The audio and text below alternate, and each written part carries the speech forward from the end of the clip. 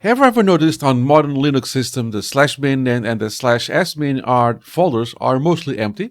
That's because they don't exist anymore. They are just links. So what happened? Why did they decide to move everything to /usrbin and /usrsbin?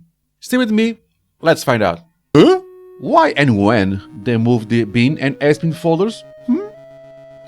To understand this move, we need to go way back to the early days of Unix.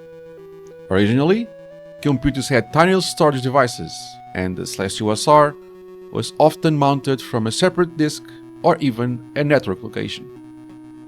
That meant that /bin and /sbin had only the essential binaries needed to boot and restart the system before the /usr became available.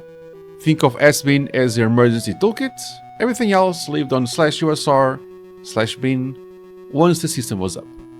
Fast forward a few decades now, you are in fast drives, fast SSDs, fast storage, so that means that everything can be mounted instantly. The old-fashioned separation between /sbin and /usrsbin, this makes no sense anymore.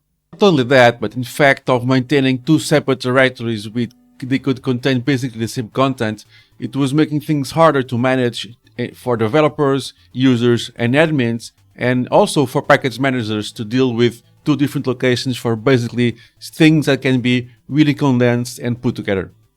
So, starting around 2012, major Linux distributions began to merge these directories. /bin and /sbin were replaced by symbolic links pointing to /usrbin and /usrsbin. That means that when you run /bin/bash, you are actually running /usr/bin/bash. This simplifies package management, reduces maintenance overheads, and makes Linux more consistent across distributions. But worry not, because for most people, sysadmins, developers, again, and alike, everything's basically functioning as normal and basically are on the same location. And everything works as well as before. But under the hood, everything is much simpler, much more unified.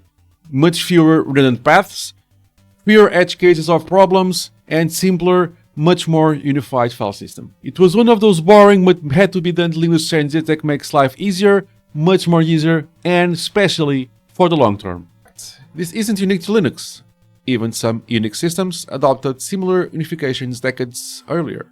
So in a way, Linux didn't just evolve, it's caught up to a long-standing best practice.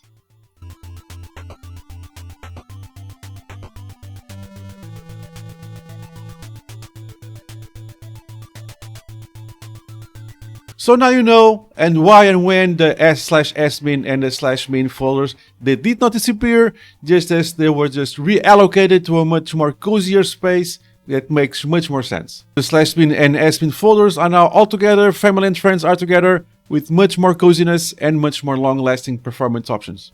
If you like this what if episode, like, subscribe and hype, I will make much more about what if, why did they do that, why were the changes occurring, and how they can affect us. Like, subscribe, hype, and comment. And I'll see you in the next one, the next what if, or whatever the case may be. Check my channel, lots to learn, lots to see. I'll see you there.